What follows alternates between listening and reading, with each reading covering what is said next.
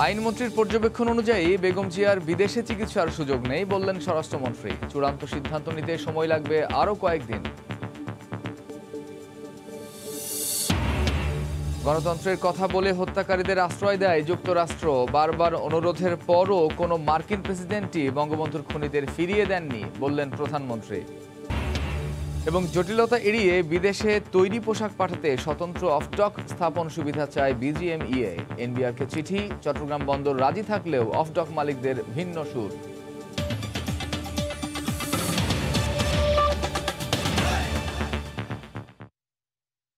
ভোরের সময়ের সঙ্গে আছি আমি কামরুজ্জামান মামুন। আইনমন্ত্রীর পর্যবেক্ষণ অনুযায়ী বেগম জিয়ার বিদেশে চিকিৎসার সুযোগ নেই একথা জানিয়েছেন স্বরাষ্ট্রমন্ত্রী। মঙ্গলবার দুপুরে সচিবালয়ে সাংবাদিকদের একথা জানান তিনি। বলেন, চূড়ান্ত সিদ্ধান্ত নিতে সময় লাগবে আরও কয়েকদিন। প্রতিবেদন পাঠানো হবে প্রধানমন্ত্রীর কার্যালয়ে। এদিকে বেগম জিয়ার আইনজীবীরা বলছেন, আইনের মধ্যে সুযোগও আছে, নজিরও আছে। মঙ্গলবার আবেদন ও মতামত পেয়ে স্বরাষ্ট্রমন্ত্রী জানান, আইনে বেগম জিয়ার বিদেশে চিকিৎসার সুযোগ নেই। লিখিত মতামতে এই বিষয়টি জানিয়েছে আইন মন্ত্রণালয়। আইনমন্ত্রী মহোদয় তার একটা আমাদেরকে মতামত দিয়েছেন। সেই মতামতটা আমরা স্টাডি করছি। আমরা করে যদি প্রয়োজন মনে করি সেইটা আরও অধিকতর ও জায়গায় আমরা যদি প্রয়োজন হয় তাদের পরামর্শ নেব। আইনমন্ত্রী মহোদয় যেভাবে লিখেছেন, আইনগত কোনো সুযোগ বিবেচনা করলে দেশের মানুষ অত্যন্ত খুশি হবে এবং আমরা মনে করি দেশের সর্বোচ্চ আদালতের আইনজীবীরা আমরাও মনে করি আইনের দিকেও দেখা হবে এবং মানবিক দিকটাও দেখা হবে। যুক্তরাষ্ট্র গণতন্ত্রের কথা বলে খুনিদের আশ্রয় দেয়। বারবার অনুরোধ করার পরও কোনো মার্কিন প্রেসিডেন্টই বঙ্গবন্ধুর হত্যাকারীদের ফিরিয়ে দেননি বলে জানিয়েছেন প্রধানমন্ত্রী শেখ হাসিনা। মঙ্গলবার বিকেলে গণভবন থেকে ভিডিও কনফারেন্সে বাংলাদেশ সুপ্রিম কোর্ট থেকে প্রকাশিত মুজিব স্মারকগ্রন্থ, বঙ্গবন্ধু ও বিচার বিভাগ এবং ন্যায়কণ্ঠ শীর্ষক মুজিব বর্ষ স্মারণিকার মোড়ক উন্মোচন করেন তিনি। প্রধানমন্ত্রী বলেন, আওয়ামী লীগ কখনো বিচার বিভাগের কাজে হস্তক্ষেপ করেনি। শ্রদ্ধানিষ্ঠ শত সহস্র সালাম। বাঙালির স্বাধীনতা প্রাপ্তির জন্য এক জ্যোতির্ময় আলোকবর্তিকা হয়ে এসেছিলেন জাতির পিতা বঙ্গবন্ধু শেখ মুজিবুর রহমান। পরাধীন জনগোষ্ঠীকে সশস্ত্র সংগ্রামে উজ্জীবিত করার জন্য তার ওপর শুধু শারীরিক নির্যাতনই নয়, সে সময় নিপীড়নের খড়গ চালানো হয়েছিল বিচারালয়ের মাধ্যমে। কেমন ছিল সেসব দিন, কেমন ছিল আদালতের বারান্দায় কিংবা বিচার স্থলে জাতির পিতার বিভিন্ন মামলার সময়গুলো। নতুন প্রজন্মের কাছে হাজার বছরের শ্রেষ্ঠ বাঙালির সংগ্রামমুখর জীবনের অনাবিল দীক্ষা ছড়িয়ে দিতে এবার প্রকাশিত হলো দুর্লভ এক গ্রন্থ। মুজিব শতবর্ষে বাংলাদেশ সুপ্রিম কোর্ট থেকে প্রকাশিত হলো বঙ্গবন্ধু ও বিচার বিভাগ নামে মুজিব স্মারক গ্রন্থ এবং ন্যায়কণ্ঠ শীর্ষক মুজিব বর্ষ স্মরণিকা। ভার্চুয়াল মাধ্যমে গণভবন থেকে এসবের মোড়ক উন্মোচন অনুষ্ঠানে যোগ দিয়েছিলেন প্রধানমন্ত্রী শেখ হাসিনা। মৌলিক অধিকার কোথায় ছিল, মানুষের অধিকার কোথায় ছিল? আমি যদি বেঁচে না থাকতাম তাহলে আর কোনোদিন, বা ক্ষমতা আসতে যদি না পারতাম তো কোনোদিন আর এই বিচার হতো না। কেউ ছিল না সাহস করে। ঐতিহাসিক রায়ের মাধ্যমে জাতির পিতার হত্যাকারীদের বিচার হলেও পলাতক খুনিদের সাজা কার্যকর নিয়ে হতাশা কাটেনি। সরকার প্রধান প্রশ্ন তোলেন, যেসব দেশ গণতন্ত্র ও মানবাধিকারের কথা বলে তারাই কি করে খুনিদের আশ্রয় দিচ্ছে? আচ্ছা, নূরকে আশ্রয় দিয়ে রেখেছে কানাডা, আর খুনি রাশেদ এখনো আমেরিকায়। সবথেকে বড় কথা, আমেরিকার মতো জায়গা যারা সবসময় ন্যায় বিচারের কথা বলে, গণতন্ত্রের কথা বলে, ভোটাধিকারের কথা বলে, তারপর যখন এই বিচার হলো সেই খুনিদের আশ্রয় দিয়ে বসে আছে। আমি সরকার আসার পর থেকে বারবার যতজন রাষ্ট্রপতি এসেছে প্রত্যেকের কাছে বারবার অনুরোধ করেছি যে একটা সাজাপ্রাপ্ত আসামিকে আপনারা কিভাবে আশ্রয় দেন। তাদের কাছ থেকে আমাদের আইনের শাসনের সবকও শুনতে হয়, গণতন্ত্রের কথাও শুনতে হয়, ন্যায় বিচারের কথাও শুনতে হয়। সেটি আমার কাছে খুব অবাক লাগে। আদালতে ইংরেজির পাশাপাশি বাংলায় রায় লেখার প্রক্রিয়া বাস্তবায়নে প্রয়োজনে আলাদা উইং কিংবা বিভাগ খোলারও পরামর্শ দেন প্রধানমন্ত্রী। জানান, বিচার কাজে কখনো হস্তক্ষেপ করেনি আওয়ামী লীগ। আমরা কখনো বিচার কাজে হস্তক্ষেপ করিনি, কারণ এর আগের অনেক ঘটনা আছে। দেবাশিস রায়, সময় সংবাদ, ঢাকা।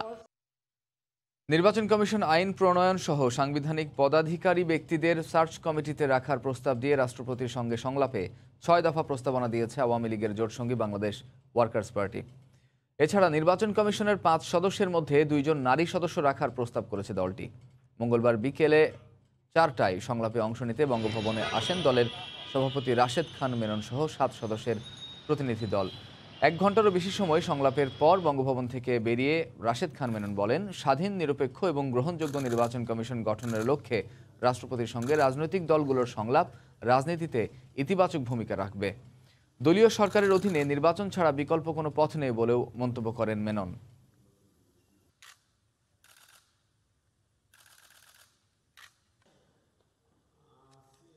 বছরের শুরুতে যে অধিবেশন হবে এই অধিবেশনে আইনটা দিতে পারে। এর কাঠামো অলরেডি তৈরি করা আছে।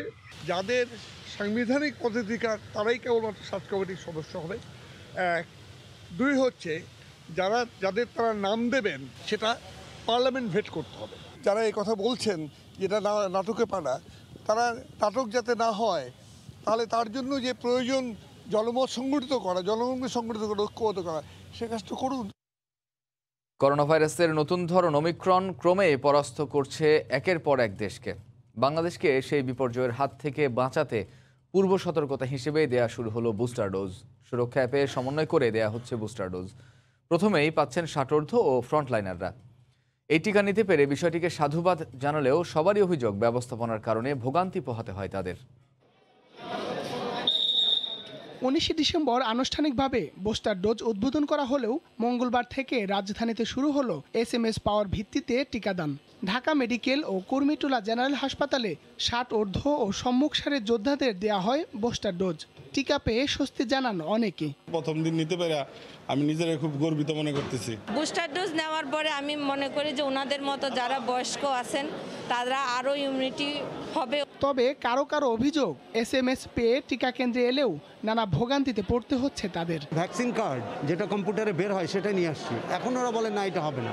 মেসেজে ওইটা উল্লেখ করা ছিল না যে নতুন করে আবার আমাদের কার্ড প্রিন্ট করে নিয়ে আসা লাগবে বুস্টার ডোজের জন্য। এখানে আসার পরে আমরা ওই হয়রানিটার শিকার হলাম। এটা যদি আমাদের একটু আগে জানানো থাকলো তো আমরা তো করিয়ে নিয়ে আসতাম, তাহলে তো এখানে বসে থাকতে হতো না। কিছু ক্ষেত্রে ভোগান্তির কথা স্বীকার করলেন টিকা কেন্দ্রের স্বাস্থ্যকর্মীরাও। টিকা কার্ডের যে ফরম্যাটটা আছে এটাতে 3য় ডোজের একটা অপশন যোগ হয়েছে, তো এটা কিন্তু ম্যাক্সিমামই জানে না, আর এটা ওইভাবে SMS-এও লেখা ছিল না, যার জন্য তারা আগের কার্ডটাই নিয়ে আসতেছে। ঢাকা মেডিকেলে প্রথম দিন বুস্টার ডোজ দেওয়া হয় 500 জনকে। সবাইকে দেওয়া হয় ফাইজারের টিকা। অ্যাস্ট্রাজেনেকা, ফাইজার, মডার্না 3টা অপশনই আছে। যে টিকাই দেখে অ্যাস্ট্রাজেনেকা দিলেও সে বুস্টার হিসেবে ফাইজার দিতে পারতেছে, বুস্টার হিসেবে সে অ্যাস্ট্রাজেনেকা দিতে পারতেছে। ঠিক আছে, এটা আসলে মিক্সড মেথডটা শুধু বাংলাদেশে, এটা WHO অ্যাপ্রুভড। দেশে করোনা আক্রান্ত হয়ে এখন পর্যন্ত 28,000-এর বেশি মানুষ মারা গেছেন। তাদের মধ্যে 85 ভাগই ষাটোর্ধ্ব। তাই ষাটোর্ধ্বদের সুরক্ষিত রাখতে বুস্টার ডোজ দেওয়া হচ্ছে, যা পর্যায়ক্রমে দেওয়া হবে সবাইকেই। হায়দার আলী, সময় সংবাদ, ঢাকা। ঢাকার মধ্যেও আছে ছোট্ট এক দ্বীপ, নাম তার কাউন্দিয়া ইউনিয়ন। মিরপুর থেকে সময়ের বিচারে দূরত্ব মাত্র 2 মিনিট। ভঙ্গুর যোগাযোগ ব্যবস্থার কারণে সব ধরনের নাগরিক সুবিধা থেকে বঞ্চিত এলাকাবাসী। শুধুই নদী পার হতে গিয়েই বছরে বহু মানুষের প্রাণহানি ঘটে তুরাগ নদে। কয়েক দফা উদ্যোগ নেওয়ার পরও স্থাপন করা সম্ভব হয়নি কাঙ্ক্ষিত সেতু। যদিও জনপ্রতিনিধিদের দাবি, প্রভাবশালী মহলের চাপেই আটকে আছে সেতু বাস্তবায়ন কার্যক্রম। আশরাফুল ইসলামের ক্যামেরায় সাদাত রহমতুল্লাহর রিপোর্ট। মিরপুরের বেরিবাঁধের পাশ দিয়ে বয়ে যাওয়া তুরাগ নদ, তার বুক চিরে জেগে ওঠা এক চর কাউন্দিয়া। সেই দ্বীপবেষ্টিত গ্রামে যাওয়ার একমাত্র বাহন নৌকা। ব্রিজ হওয়ার গল্প শুনে শুনে গত 25 বছর ধরে নৌকা বাইছেন কালাম মিয়া। ব্রিজ না হলেও তুরাগ নদে বালুবাহী বালখেটের ধাক্কায় বহু মানুষের প্রাণহানি ঘটনার সাক্ষী তিনি। প্রতিদিন ঝুঁকি নেই এই নদ পাড়ি দিয়ে 23 গ্রামের মানুষকে যেতে হয় জীবিকার সন্ধানে। ভয় পায়, ফাল দিলে হাতে যায় না, ফাল দিলে মনে পড়ে জায়গা মারা যায়। চিন্তা থাকে, একটা ভয় থাকে না, মনে করেন হ্যাপার যায়, নৌকা ডুবে মানুষ মারা যায়। নদী পাড়াপাড়ে নৌকা ভাড়ার সঙ্গে গুনতে হয় টোলের টাকা, সেই সঙ্গে নিত্য প্রয়োজনীয় সবকিছুর যোগান দিতে ভরসা করতে হয় নৌকার উপরই। গ্রামের শিশুদের মাধ্যমিকের গণ্ডি পেরোনোর পর উচ্চশিক্ষার জন্য ভরসা করতে হয় শহরের উপর। যদিও অনেকেই নৌকা পারাপারের ভয়ে দিতে চায় না স্কুলে। যে কয়েকটি ক্লিনিক আছে তাও অধিকাংশ সময় থাকে বন্ধ। পাশাপাশি গড়ে উঠেছে অপরিকল্পিত উচ্চ ভবন। 9টা থেকে খোলা 2টা পর্যন্ত মিলে। এখন তো 12টা বাজে, 12টা সাড়ে, এখন তো বন্ধ। বিভিন্ন চ্যালেঞ্জ মোকাবেলা করে স্কুল কলেজে যাচ্ছে, আসছে, ওপারে যাচ্ছে, যে জীবনের ঝুঁকি নিয়ে। এপারে ভালো কোনো স্কুল নেই, ওপারে বাচ্চাদের নিয়ে অভিভাবকরা স্কুলে যেতে অনেক ভয় পায়। এই ইউনিয়নের সবাই ঢাকা 14 আসনের ভোটার, কিন্তু সকল প্রশাসনিক কাজ করতে হয় সাভারে। যদিও বর্তমান চেয়ারম্যানের দাবি, গত কয়েক বছরে বহুবার ব্রিজ তৈরির উদ্যোগ নেওয়া হলেও প্রভাবশালী মহলের চাপে তা বাস্তবায়ন হয়নি। তবে স্বপ্ন দেখাচ্ছেন হবু জনপ্রতিনিধিরা। 14 আসনে ভোট দেই, 14 আসনে আমার সব কিছু আদান প্রদান সব কিছু করা, কিন্তু আমার যাইতে এখন সাভার থানা। এই দ্বীপটাকে নিজের হাতে কুক্ষিগত রেখে শাসন করার জন্য একটি প্রয়াস ছিল, এবং সেই প্রয়াস থেকেই তারা কখনোই চায়নি আসলে এখানে একটি ব্রিজ হোক। প্রথম ব্রিজ, তারপর শিক্ষা, তারপর মাদক, তারপর স্বাস্থ্যের চিকিৎসা, তারপর ন্যায় বিচার প্রতিষ্ঠা করব। বেড়িভাটটা নতুন করে আবার একর হয়েছে, একরের কারণে আমাদের ব্রিজটা থমকে গেছে। এখন নতুন একর শেষ হয়ে গেছে, এই ব্রিজ খুব তাড়াতাড়ি আমাদের শুরু হবে। 200 বছরের বেশি বয়সী কাউন্দির আয়তন 11.47 বর্গ মাইল। গত 10 বছরে এই নদী পাড়ি দিতে গিয়ে অন্তত শতাধিক দুর্ঘটনা ঘটেছে। দ্বীপবেষ্টিত কাউনিয়া ইউনিয়ন মানুষের একমাত্র যোগাযোগের মাধ্যম এই নৌকা। অনেকটা ঝুঁকি নিয়ে প্রতিদিন কয়েক লাখ মানুষকে পারাপার হতে হয় এই তুরাগ নদ। একটি ব্রিজের অভাবেই নানামুখী উন্নয়ন আর সুযোগ সুবিধা থেকে বঞ্চিত এই এলাকার কয়েক লাখ বাসিন্দা। স্থানীয়রা বলছেন, জনপ্রতিনিধিদের আশ্বাসেই গত 30 বছর কেটে গেছে এই এলাকার মানুষের। এসব সমস্যার স্থায়ী সমাধানের জন্য দ্রুত একটি ব্রিজ নির্মাণের দাবি এলাকার সাধারণ মানুষের। সাদাত রহমতুল্লাহ, সময় সংবাদ, ঢাকা। প্রাইভেট আইসিডিগুলোর আধিপত্য ও সময়ক্ষেপণের জটিলতা এড়িয়ে বিদেশি ক্রেতার কাছে তৈরি পোশাক পৌঁছাতে এবার স্বতন্ত্র অফডক স্থাপন সুবিধা চায় বিজিএমইএ। অনুমোদন চেয়ে জাতীয় রাজস্ব বোর্ডকে ইতোমধ্যে চিঠিও দিয়েছে সংগঠনটি। এ নিয়ে বন্দরের কোনো দ্বিমত না থাকলেও ভিন্ন সুর অফডক মালিকদের। সাক্ষাৎ চুপুর ক্যামেরায় বিস্তারিত জানাচ্ছেন কমল দে। বর্তমান সময়ে দেশের সবচেয়ে বড় রপ্তানি খাত হয়ে দাঁড়িয়েছে তৈরি পোশাক। রাজধানী ঢাকা এবং বন্দরনগরী চট্টগ্রাম সহ দেশের বিভিন্ন স্থানের 2000-এর বেশি গার্মেন্টস কারখানায় উৎপাদিত তৈরি পোশাক চট্টগ্রাম বন্দরের মাধ্যমে পাঠানো হয় বিদেশি ক্রেতাদের কাছে। তবে এই সংক্রান্ত নানা জটিলতায় সঠিক সময়ে পণ্য পাঠাতে গিয়ে হিমশিম খেতে হচ্ছে ব্যবসায়ীদের। বিশেষ করে রপ্তানি প্রক্রিয়াকরণের জন্য অফডক নিয়ে জটিলতা বেশি। যে দীর্ঘসূত্রিতা হয়, আপনার বিভিন্ন অফডকে বিভিন্ন সময় রাত্রেবেলা রাস্তার উপর খোলা আকাশের নিচে দাঁড়িয়ে থাকতে হয়। পৃথিবীর অন্যান্য দেশের আদলে যদি এক্সপোর্টের জন্য সিএফএস করা হয় ছোট ছোট স্ট্রাকচারে, সেই ক্ষেত্রে ইনভেস্টররাও এগিয়ে আসবে এবং আমাদের এক্সপোর্টাররাও সহযোগিতা পাবে। এর মধ্যে অভিযোগ উঠেছে অফডক মালিকদের আধিপত্যমূলক একচ্ছত্র ব্যবসার। এই অবস্থায় গার্মেন্টস কারখানা ভিত্তিক অফডক স্থাপনের অনুমোদন চেয়ে জাতীয় রাজস্ব বোর্ডকে চিঠি দিয়েছে বিজিএমইএ। প্রাইভেট আইসিডিগুলোর নানা অনিয়মের পাশাপাশি আইন সংশোধনের কথা উল্লেখ করা হয়েছে। আমরা এনবিআরকে বলেছি, আপনি আইসিডি দিয়েছেন, আরও আইসিডি বাড়াতে হবে, তবে সিএফএসটা বাড়াতে হবে বেশি করে। পোর্ট থেকে এফসিএল, এলসিএল সব কন্টেনার বের করে দিতে হবে, অফডক আরও অনেক বাড়াতে হবে। তাহলে পোর্ট যখন ফ্রি হয়ে যাবে তখন জাহাজের প্রোডাক্টিভিটি বাড়বে। 37 ধরনের পণ্য আমদানি এবং রপ্তানি কাজে সহায়তার জন্য জাতীয় রাজস্ব বোর্ড অনুমোদন দেয় 19টি অফডক। অন্তত 1.5 দশক আগে গড়ে তোলা হয়েছিল বন্দর কেন্দ্রিক 19টি অফডক। দীর্ঘ এই সময়ের মধ্যে ব্যবসার পরিধি বেড়েছে কয়েকশো গুণ, কিন্তু বাড়েনি অফডকের সংখ্যা, সংশোধন হয়নি অফডক নীতিমালা। প্রাইভেট আইসিডিগুলো বছরে প্রায় 10 লাখ কন্টেনার হ্যান্ডেলিং করছে। এর মধ্যে 6.5 লাখ রফতানি কন্টেনার এবং 3.5 লাখ আমদানি কন্টেনার। এক্ষেত্রে জাতীয় রাজস্ব বোর্ডে বিজিএমইএর পাঠানো চিঠি নিয়ে বন্দরের কোনো দ্বিমত না থাকলেও কিছুটা ভিন্ন মত রয়েছে অফডক মালিকদের সংগঠন বিগডার। চট্টগ্রাম বন্দর কর্তৃপক্ষ সব ধরনের এন্টারপ্রেনারকে উৎসাহিত করে যাচ্ছে যাতে তারা নিজেরা বাইরে অফডক করতে পারে এবং চট্টগ্রাম বন্দর থেকে সমস্ত ইম্পোর্ট আইটেমও বাইরে নিয়ে যেতে পারে। সামগ্রিক বিষয়গুলো বিচার করে যদি এই প্রস্তাবের ফিজিবিলিটি বা সম্ভাব্যতা বা বাস্তবতা থাকে তাহলে আমাদের কোনো আপত্তি নেই। চলতি বছরেই পরিবহন শ্রমিকদের নানা দাবি নিয়ে আন্দোলন ধর্মঘটের কারণে একাধিকবার বেকায়দায় পড়তে হচ্ছে গার্মেন্টস মালিকদের। কমল দে, সময় সংবাদ, চট্টগ্রাম। মাদারীপুর জেলাকে 1 বছর আগে ড্রেজার মুক্ত ঘোষণা করে জেলা প্রশাসন, অথচ জেলার অন্তত 25টি স্পটে এখনও চলছে বালু উত্তোলনের মহোৎসব। এতে ঘরবাড়ি আর ফসলি জমি হারিয়ে ক্ষতিগ্রস্ত হচ্ছেন স্থানীয়রা। রাজনৈতিক ছত্রছায়ায় গড়ে ওঠা এই সিন্ডিকেটের বিরুদ্ধে কার্যকর পদক্ষেপ না নেওয়ায় ক্ষুব্ধ সুধীজনরা। যদিও জেলা প্রশাসন বলছে অভিযোগ পেলে নেওয়া হবে ব্যবস্থা। মাদারীপুর থেকে সঞ্জয় কর্মকার অভিজিতের রিপোর্ট, ছবি তুলেছেন শাহাদত আকন। 2020 সালের অক্টোবরে মাদারীপুর জেলাকে ড্রেজার মুক্ত ঘোষণা করে জেলা প্রশাসন। তারপরেও প্রকাশ্যে দিনরাত 24 ঘন্টায় বিভিন্ন নদ নদী থেকে অবাধে বালু উত্তোলন করে আসছে এক শ্রেণীর প্রভাবশালী মহল। পাঁচখোলা ইউনিয়নের জাজিরা এলাকায় একাধিক ড্রেজার দিয়ে আরিয়ালখা নদ থেকে 5 বছরেরও বেশি সময় ধরে বালু উত্তোলন করছে একটি প্রভাবশালী মহল।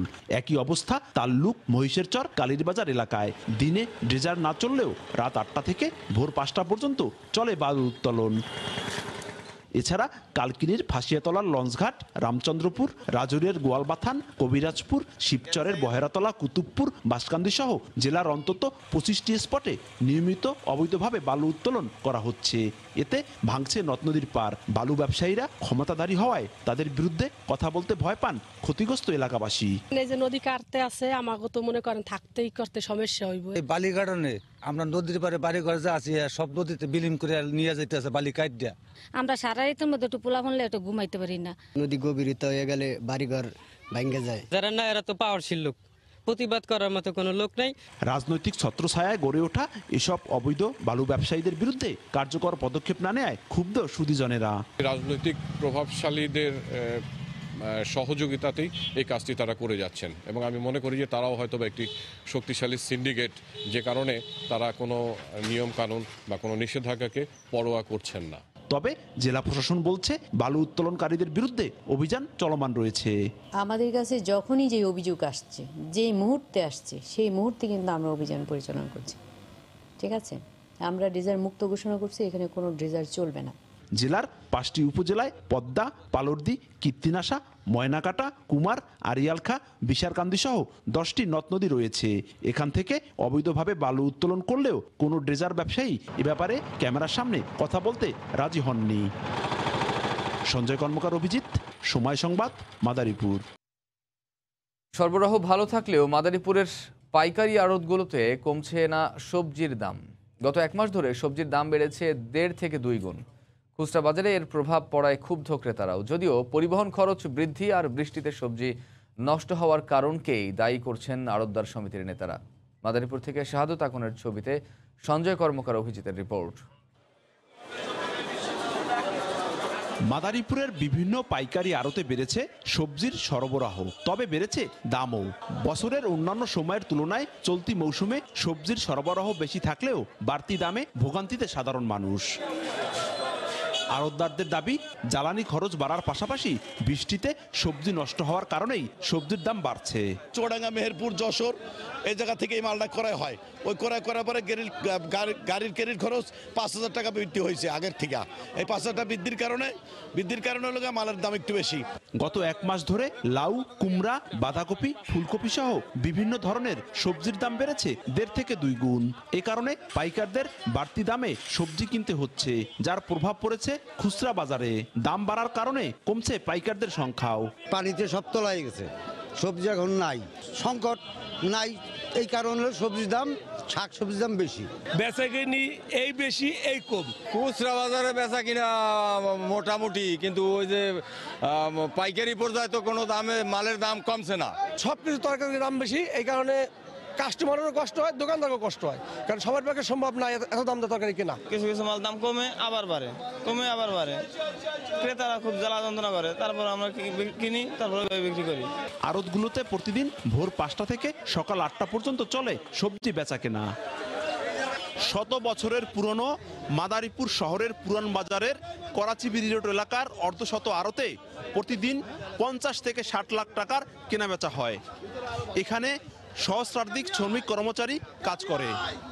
সঞ্জয় কর্মকার অভিজিৎ, সময় সংবাদ, মাদারীপুর। হবিগঞ্জের বাজারগুলোতে শীতকালীন সবজির সরবরাহ বাড়ায় কমেছে দাম। জেলার সবচেয়ে বড় পাইকারি সবজির বাজার বসে কোর্ট স্টেশন এলাকায়। চাষিরা বিষমুক্ত সবজি সংগ্রহ করে নিয়ে আসেন এ বাজারে।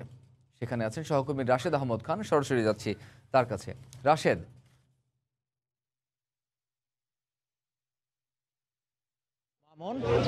আমার পিছনে দেখছেন যে সবজির সমাহার, হবিগঞ্জ জেলার সবচেয়ে বড় পাইকারি সবজির বাজার এটি চাষি বাজার হিসেবে এখানে পরিচিত। এখানে চাষিরা বিভিন্ন এলাকা থেকে সবজি সংগ্রহ করে সকালেই নিয়ে আসেন এই বাজারে এবং এখানে দেশীয় সকল সবজির সমাহার এখানে ঘটে এবং এই বাজারে সবজির দামও অনেকটা তুলনামূলকভাবে কম। তাই এখানে ভোর থেকে এবং খুচরা ব্যবসায়ীরা এখানে ছুটে আসেন। হবিগঞ্জ জেলার বানিয়াচং, শায়েস্তাগঞ্জ, অলিপুর, খোয়াইমুখ সহ বিভিন্ন এলাকায় চাষিরা তাদের চাষের যে সবজির বিষমুক্ত সবজিগুলো এখানে চাষ করে ভোর থেকে এখানে নিয়ে আসেন এবং এই বাজারে সবজির জন্য জেলার সবচেয়ে বিখ্যাত হিসাবে এই বাজার পরিচিত। এই বাজারের ব্যবসায়ীদের সাথে আমি কথা বলেছি। শীতের সবজি অনেকটা দাম বেশি ছিল, কিন্তু শীত যখন শুরু হয়েছে আস্তে আস্তে দাম কমতে শুরু করেছে এবং বর্তমানে সবজির দাম অনেকটাই কম।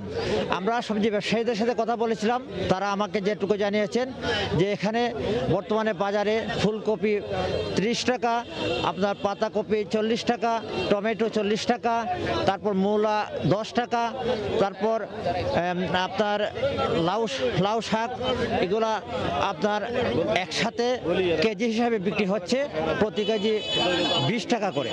তো বাজারের ব্যবসায়ীদের সাথে কথা বলেছিলাম, তারা আমাকে যেটুকু জানিয়েছেন যে এই বাজার সবজি বাজার হিসাবে হবিগঞ্জ জেলায় বিখ্যাত এবং এই বাজারে ভোর থেকে খুচরা ব্যবসায়ী এবং ক্রেতারাও এখানে আসেন। তো বাজারের ব্যবসায়ীরা আমাকে যেটুকু জানিয়েছেন যে আমাদের বাজার এখানে অনেক বড়, কিন্তু বাজারে যে পরিমাণে ক্রেতা আসেন, যে পরিমাণে বিক্রেতা আসেন, সেই পরিমাণে জায়গাটা অনেকটা কম। যদি সুবিন্যস্তভাবে এই বাজারটা দেখানো যায়, যদি পরিকল্পিতভাবে বাজারের উন্নয়ন করা যায়, তাহলে আরও বেশি বেশি ক্রেতা এখানে আসতে পারবেন। তো বাজারের ব্যবসায়ীরা আমাকে জানিয়েছেন যে বর্তমানে সবজির দাম অনেক কম, যার জন্য ক্রেতারা স্বাচ্ছন্দ্যে ক্রয় করতে পারছেন এবং এখান থেকে ক্রয় করে খুচরা ব্যবসায়ীরা তারা বিভিন্ন ছোটো ছোটো বাজারে নিয়ে সবজি বিক্রি করছেন। তো সবজি ব্যবসায়ীরা আমাকে যেটুকু জানিয়েছেন যে হবিগঞ্জ জেলার বিভিন্ন এলাকায় এই বাজারগুলো, এই সবজিগুলো নিয়ে আসেন তারা এবং এই সবজি তারা বিক্রি করে যথেষ্ট লাভবান আছে। তো আমি সবজি ব্যবসায়ীদের সাথে এমনি কথা বলার পর তারা আমাকে জানিয়েছেন যে এই বাজারের সবজিগুলা যদি সুবিন্যস্তভাবে তারা রাখতে পারেন এবং এই বাজারে যদি তো তারা আরও বেশি এখানে ব্যবসা করতে পারবেন এবং সুন্দরভাবে ব্যবসা করতে পারবেন। তো এই ছিল হবিগঞ্জের সবজি বাজার থেকে আজকের সর্বশেষ। শীতকালীন সবজির সরবরাহের খবর জানাতে হবিগঞ্জ থেকে যোগ দিয়েছিলেন সহকর্মী রাশেদ আহমদ খান। নতুন পেঁয়াজ বাজারে ওঠায় নাটোরে কমতে শুরু করেছে দাম। গত এক সপ্তাহে 10 থেকে 12 টাকা কমে কেজি প্রতি পেঁয়াজ বিক্রি হচ্ছে 23 থেকে 25 টাকায়। তবে দাম কমায় লোকসান হচ্ছে বলে দাবি কৃষকদের। আর দেশের বাইরে থেকে আমদানি করায় এই দরপতন বলে জানান ব্যবসায়ীরা। নাটোর থেকে আল মামুনের পাঠানো তথ্য ও জাহিদুল ইসলামের ছবি নিয়ে রিপোর্ট। গত 2 সপ্তাহে নাটোরের বাজারে বেড়েছে কন্দজাতের পেঁয়াজের সরবরাহ। 5 টাকা কমে গত সপ্তাহে পেঁয়াজ বিক্রি হয় কেজি প্রতি 35 টাকা। চলতি সপ্তাহে প্রতি কেজি 10 থেকে 12 টাকা কমে বিক্রি হচ্ছে 23 থেকে 25 টাকায়। উৎপাদন খরচ বেড়ে যাওয়ায় বাজারে দর কমায় বিপাকে চাষিরা। পেঁয়াজের ন্যায্য মূল্য নিশ্চিত করতে বাজার মনিটরিং এর দাবি তাদের। খরচ পড়েছে কেজি প্রতি 25 টাকা আর পেঁয়াজ বিক্রি হয় 23 টাকা থেকে 24 টাকা। আমাদের উৎপাদন খরচ 25 থেকে 26 টাকা। কৃষক এই দামে সন্তুষ্ট নয়। ফলন কম, পেঁয়াজের দাম নাই, এই জন্য ন্যায্য মূল্য সরকার যদি নির্ধারিত করে দেয় তা হয়তো কিছু সময় বেঁচে যাওয়ার। পেঁয়াজ আমদানির কারণে নতুন পেঁয়াজের চাহিদা কমেছে। এ কারণে পেঁয়াজের দাম কমেছে বলে দাবি আড়তদারদের। দেশীয় কন্দজাতীয় পেঁয়াজ বাজারে সরবরাহ বেড়ে গেছে এবং আবার বিভিন্ন ভারতীয় পেঁয়াজের সরবরাহ আছে। তাই এই পেঁয়াজটা অনেক সময় সংরক্ষণ করা যায় না, অথচ চারা পেঁয়াজ সংরক্ষণ করা যায়। তাই বাজারে এই পেঁয়াজটা দ্রুত বিক্রি করার ফলে আপনার এই পেঁয়াজের দাম কিছুটা দাম কমে যাচ্ছে। চলতি মৌসুমে নাটোরে পেঁয়াজ উৎপাদনের লক্ষ্যমাত্রা নির্ধারণ করা হয়েছে 1 লাখ মেট্রিক টন। সময় সংবাদ, নাটোর। নড়াইলে বিলের প্রাকৃতিক খাদ্যের উপর নির্ভর করে উন্মুক্ত পদ্ধতির হাঁস পালন গ্রামীণ অর্থনীতির চাঙা করছে। কালিয়া উপজেলার পিরোলির অনেকেরই ভাগ্য বদলে গেছে হাঁস পালনে। সীমিত খরচে অধিক লাভের ফলে এ ধরনের খামারের সংখ্যা বাড়ছে। খায়রুল আরেফিন রানার ছবি ও তথ্যে প্রতিবেদন। বিলে হাঁস পালন নড়াইল জেলার একটি আদি প্রথা। তবে হাঁস পালনে অনুকূল পরিবেশ থাকায় এবং ভালো লাভ হওয়ায় গত এক দশকে নিম্নাঞ্চলবর্তী বিল এলাকার ঘরে ঘরে গড়ে উঠেছে খামার।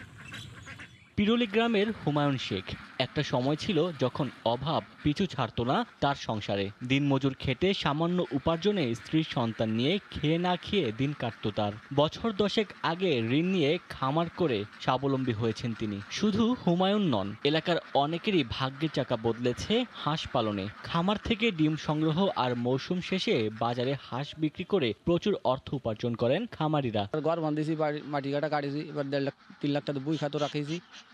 যাও কাল্লাই দিলি মোটামুটি এই দিয়ে সংসারে পালাই ফেলি চলে। আমি ডিম 10 বেনাফল জিগর গাছা অন্য এলাকায় বরিশাল পর্যন্ত ডিম দিই। আমি প্রায় 10 বছর ধরে হাঁসের খামার করতেছি।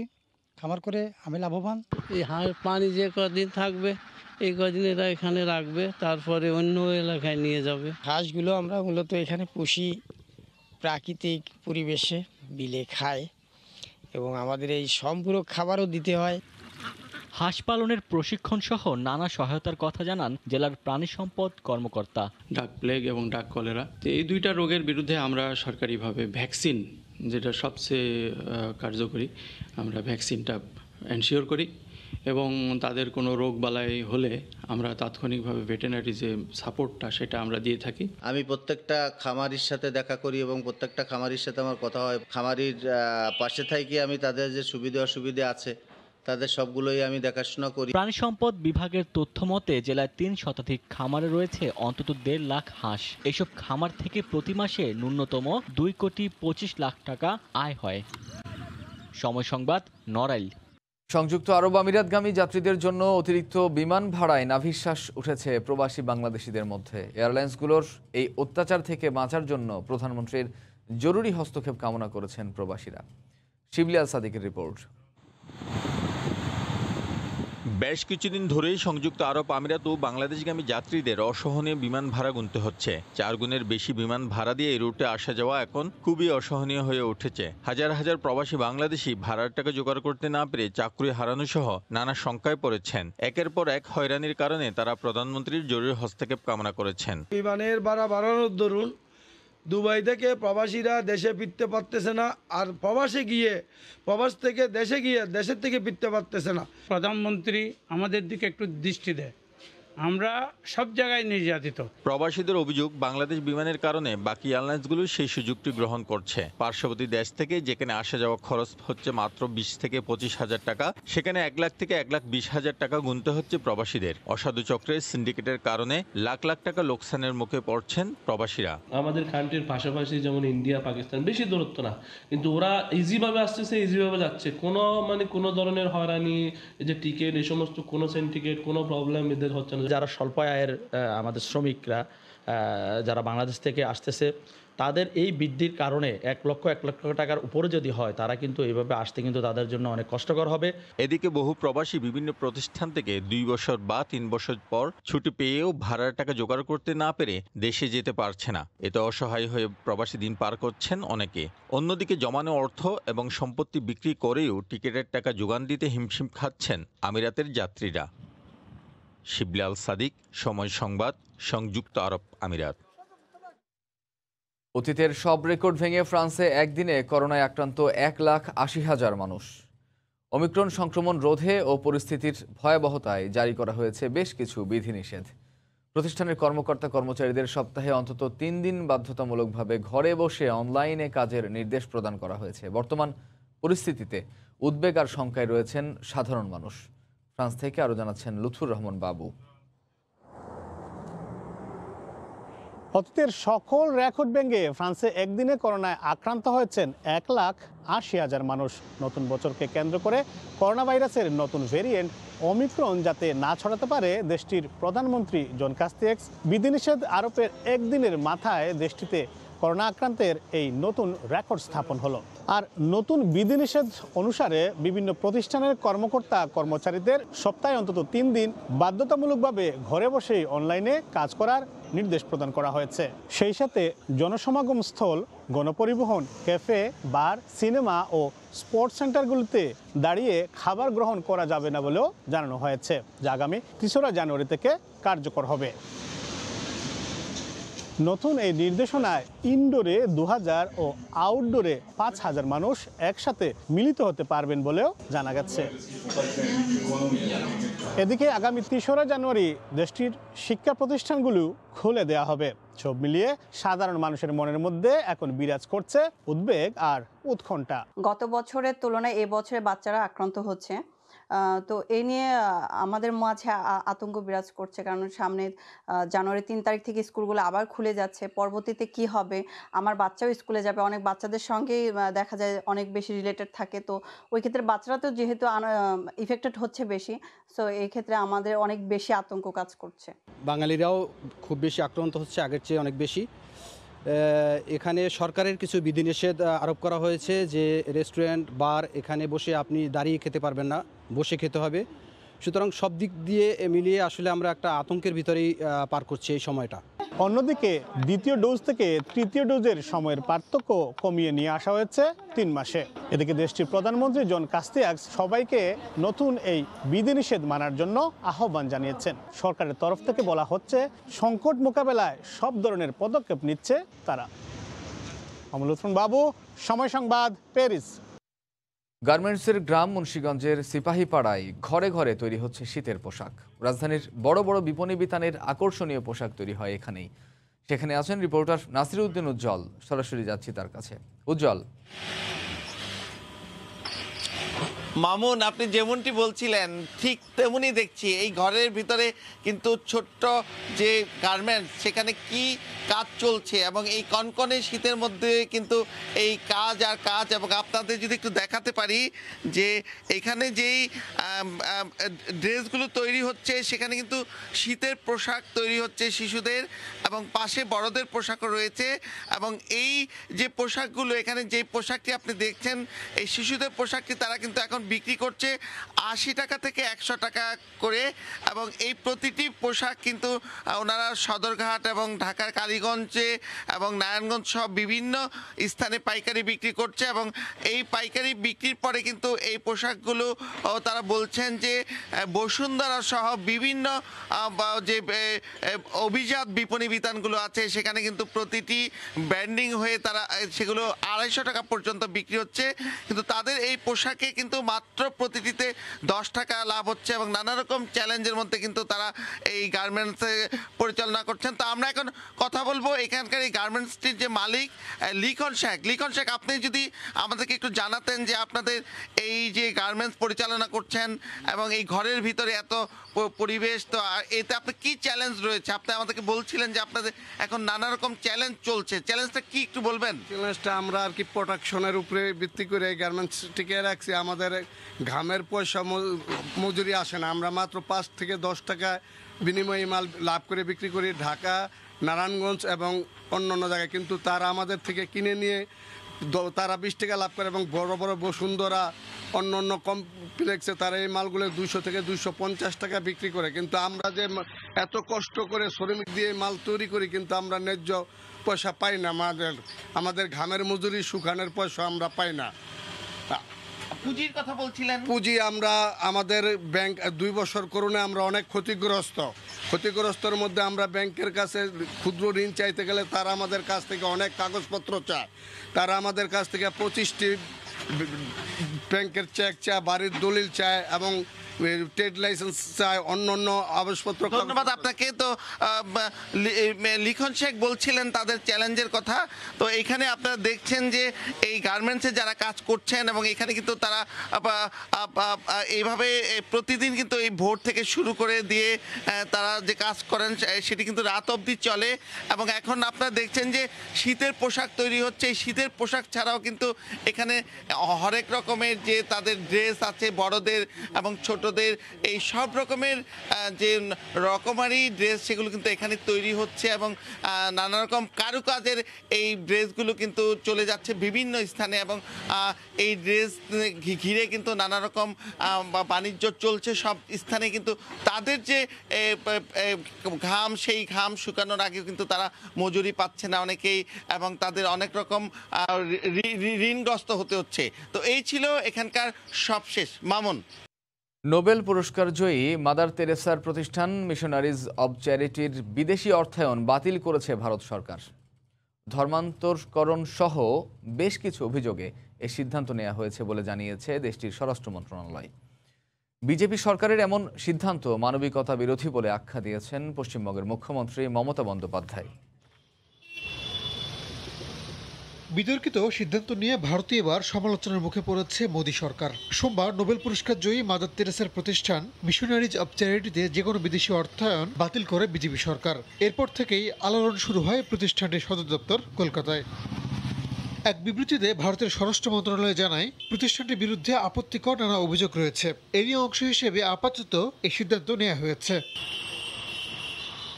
সরকারের এই সিদ্ধান্তের পর থেকেই পশ্চিমবঙ্গ জুড়ে আলোচনায় মাদার তেরেসা। বিজেপি সরকারের আনা অভিযোগ অস্বীকার করেছে মিশনারিজ অব চ্যারিটি কর্তৃপক্ষ। প্রতিক্রিয়া দেখিয়েছে সাধারণ নাগরিকরাও। हमें नहीं लगता है इसमें कोई गड़बड़ है। मिशनरीज ऑफ चैरिटी दुनिया भर में जाना जाता है कि ये लोग बिना अपने पास कुछ रखे गरीबों का, बीमारों का सेवा करते हैं, देखते हैं। I would request all our government officials in the central government to please come outside Mother House every morning at 6 o'clock and see the line of homeless poor people. আন্তর্জাতিক বিভিন্ন গণমাধ্যমও বেশ ঢালাওভাবে প্রচার করেছে সংবাদটি। এক টুইট বার্তায় পশ্চিমবঙ্গের মুখ্যমন্ত্রী মমতা বন্দ্যোপাধ্যায় বলেছেন, এই ঘটনায় তিনি মর্মাহত। সরকারের এমন সিদ্ধান্তের কারণে 22,000 রোগী ও কর্মীর কাছে খাবার ও ওষুধ পৌঁছাচ্ছে না বলেও উল্লেখ করেন তিনি। আর বড়দিনে এমন সিদ্ধান্ত নিয়ে সরকারের সমালোচনা করেছে বিরোধী দল কংগ্রেসও। 1950 সালে কলকাতায় যাত্রা শুরু হয় প্রতিষ্ঠানটির। এরপর থেকেই গরিব অসহায় মানুষের জন্য কাজ করে আসছে missionaries of charity. Rahanul Rana, সময় সংবাদ। রাশিয়ার সবচেয়ে পুরনো মানবাধিকার সংগঠন মেমোরিয়াল বন্ধের নির্দেশ দিয়েছেন সুপ্রিম কোর্ট। সংগঠনটি পশ্চিমাদের অর্থায়নে দেশকে নেতিবাচকভাবে উপস্থাপন করেছে বলে অভিযোগ সরকারের। সুপ্রিম কোর্টের রায়ের নিন্দা জানিয়েছে আন্তর্জাতিক মানবাধিকার সংগঠন অ্যামনেস্টি ইন্টারন্যাশনাল।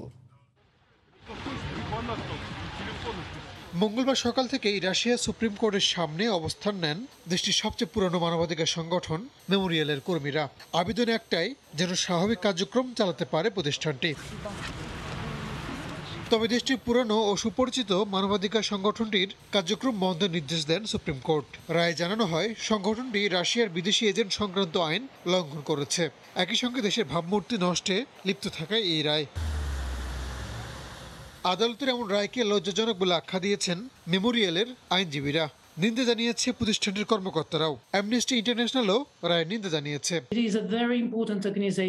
মেমোরিয়াল অনেক গুরুত্বপূর্ণ একটি প্রতিষ্ঠান। তারা সত্য উন্মোচন নিয়ে দীর্ঘদিন ধরে কাজ করে আসছে। এমন সিদ্ধান্ত সবার জন্যই উদ্বেগজনক। সম্প্রতি রুশ প্রেসিডেন্ট ভ্লাদিমির পুতিনের সমালোচকদের উপর নিপীড়নের বিরুদ্ধে মুখ খুলেছিল মেমোরিয়াল। সংগঠনটি তাদের বিরুদ্ধে আনা অভিযোগে করা মামলাকে রাজনৈতিক উদ্দেশ্যে প্রণোদিত আখ্যা দেয়। এরপরই তাদের বিরুদ্ধে একের পর এক অভিযোগ আনে সরকার। 1989 সালে রাশিয়ায় প্রতিষ্ঠিত হয় মেমোরিয়াল। রাহানুল রানা, সময় সংবাদ।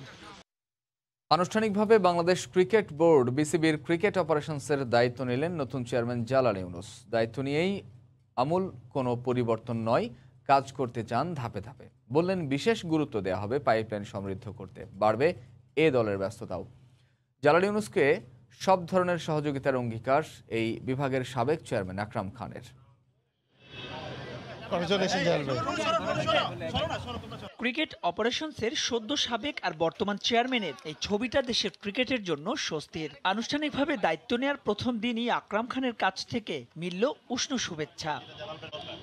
বিসিবির সবচাইতে চ্যালেঞ্জিং ডিপার্টমেন্ট, 2 দফায় প্রায় 6.5 বছরের বেশি যা সামলেছেন আকরাম খান।